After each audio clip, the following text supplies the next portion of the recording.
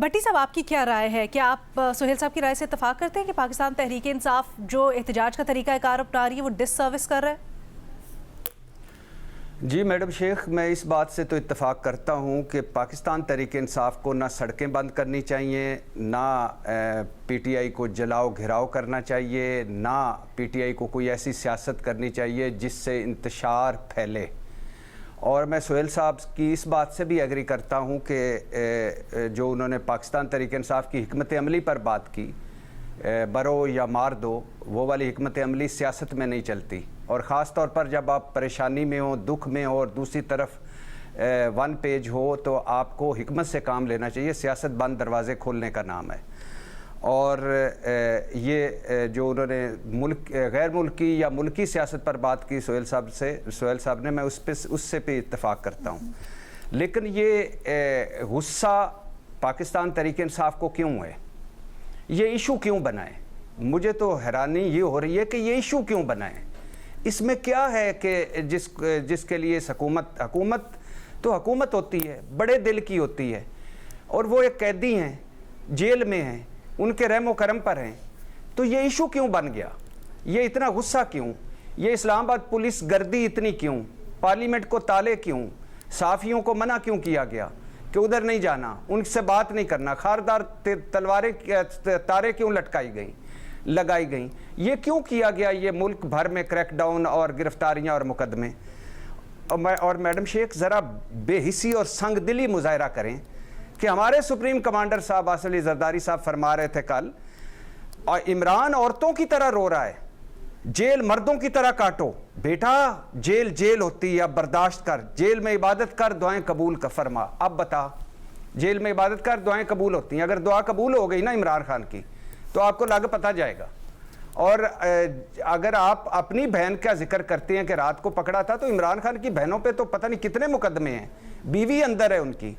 اگر آپ بے نظیر بھٹو کی جیل کی بات کرتے ہیں تو ادھر عورتیں نہیں ہیں۔ اور پھر مریم نواز صاحبہ دیکھیں آج ایک تقریب میں کیا فرما رہی تھی، ذرا بے حسی اور سنگ دلی ملاحظہ کریں۔ عمران خان کو وہ ان کا گفتگو چلا کر، ایک تو ان کا شکریہ، پتہ نہیں پیمرا نوٹس نہ لے کہ انہوں نے عمران خان کی گفتگو چلائی، تصویر دکھائی کہ یہ دیکھو ہماری بیماریوں کا کس طرح مذاق اڑا رہا تھا۔ او بھائی، کل فیصل واڈا صاحب کہہ رہے تھے کہ پلیٹلیٹس رپورٹیں تو ہم نے خود بیٹھ کر بنائیں، تو ذرا ادھر بھی توجہ کریں۔ اور یہ چلانے کی بات ہے اس وقت، یہ انتقام دیکھیں، غصہ دیکھیں۔ اور میڈم شیخ، ذرا بے حسی اور سنگ دلی دیکھیں کہ یہ جو طبی معائنہ ہوا ہے، یہ جو گونگلوؤں سے مٹی جھاڑی گئی ہے، یہ جو رسمی کارروائی کی گئی ہے، اس کا کوئی فائدہ ہوگا؟ جب تک عمران خان کی فیملی اور عمران خان کے ذاتی ڈاکٹر جن کو نامزد کیا عمران خان نے، وہ طبی معائنے میں شریک نہیں ہوں گے، تب تک سرکاری ڈاکٹروں، حکومتی طبی معائنے کی کوئی حیثیت نہیں ہے، کوئی کریڈیبلٹی نہیں ہے، نہ کوئی اس سے مانے گا، نہ یہ احتجاجی سیاست رکے گی۔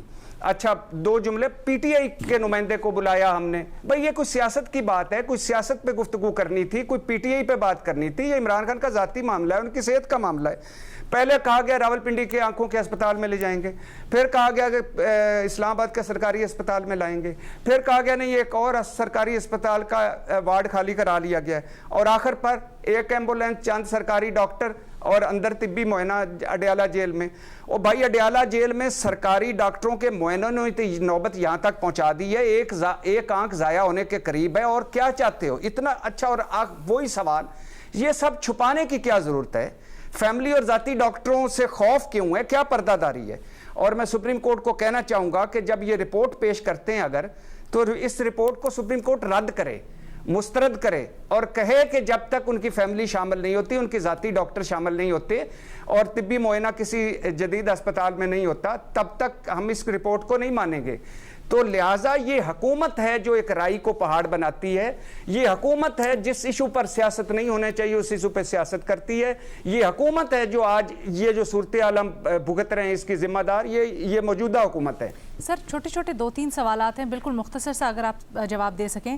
جی آپ نے کہا رپورٹ سے متعلق، تو سر رپورٹ میں تو ان کے ڈاکٹر بھی شامل تھے، ندیم انجم یا اس طرح کچھ ان کا نام تھا، اور یہ جو آج کی خبریں ان کے مطابق، اور دوسرا آپ نے فیملی کی بات کی تو یہ بھی خبریں ہیں کہ شاید فیملی کو بلایا گیا، پی ٹی آئی کو بھی انٹیمیٹ کیا گیا تھا، لیکن جواب آگے سے نہیں آیا۔ نہیں، فیملی کو نہیں بلایا گیا جہاں تک میری اطلاعات ہیں، اگر میں غلط ہوں تو کوئی درست کر دے. فیملی کو نہیں بلایا گیا. بات ہو رہی ہے بیرسٹر گور کو. بیرسٹر گور کا تعلق ہی کوئی نہیں. علیمہ خان صاحبہ نے روک دیا. ڈاکٹروں کی جہاں تک بات ہے، عمران خان نے ڈاکٹر عاصم یوسف اور ڈاکٹر فیصل سلطان کو کہا تھا کہ وہ معائنے میں شامل ہوں اور وہ دیکھیں کہ میری اس وقت صحت کیسی ہے اور میری آنکھ کا حال کیا ہے. تو ان دونوں کو نہیں بلایا گیا. تو یہ ندیم قریشی پھر کون ہے؟ یہ ذاتی معالج نہیں ہے خان صاحب کے؟ مجھے نہیں پتا، میرا ان کے بارے میں کوئی علم نہیں ہے. میں تو وہ بات کر رہا ہوں جو عمران خان اور نے بات کی، جو سلمان صفدر صاحب اور علیمہ خان صاحبہ نے بات کی. سر قیاس یا خبریں تو کچھ اس طرح کی بھی ہیں، گوہر خان صاحب ملے، آپ کہہ رہے ہیں علیمہ خانم صاحبہ نے ان کو روک دیا، لیکن یہ کہا جا رہا ہے کہ گوہر خان صاحب ملے اور شاید ان کو پورا بریف بھی کیا گیا ڈاکٹرز کی جانب سے، اور وہ انہوں نے اپنی رائے کا بھی اظہار کیا کہ علاج کیسے چل رہا ہے کیسے نہیں. ڈاکٹروں سے ان کے ملنے کی خبر مجھے بھی ملی ہے، لیکن عمران خان سے ملنے کی خبر نہیں ملی. اور جب عمران خان کا اڈیالہ جیل میں طبی معائنہ ہو رہا تھا تب بیرسٹر گور وہاں موجود نہیں تھے.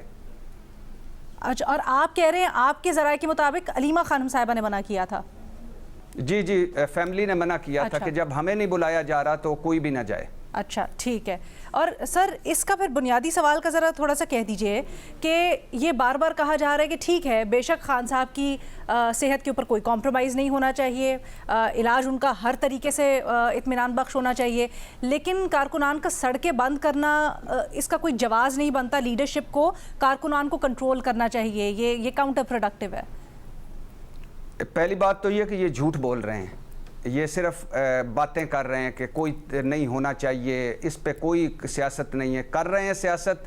اور آج جو عمران خان کی حالت ہے، جو صحت کی حالت ہے، اس کی ذمہ دار، اس مجرمانہ غفلت کی ذمہ دار یہ حکومت ہے اور مجرم حکومت ہے. پہلی بات. دوسری بات، سہیل افریدی صاحب نے ٹویٹ کر کے پورے لوگوں کو کہا تھا کہ آپ پرامن رہیں، اور پھر میں کہتا ہوں کہ احتجاج ان کا حق ہے، لیکن سڑکیں بند کرنا ان کا حق نہیں ہے. ٹھیک ہے.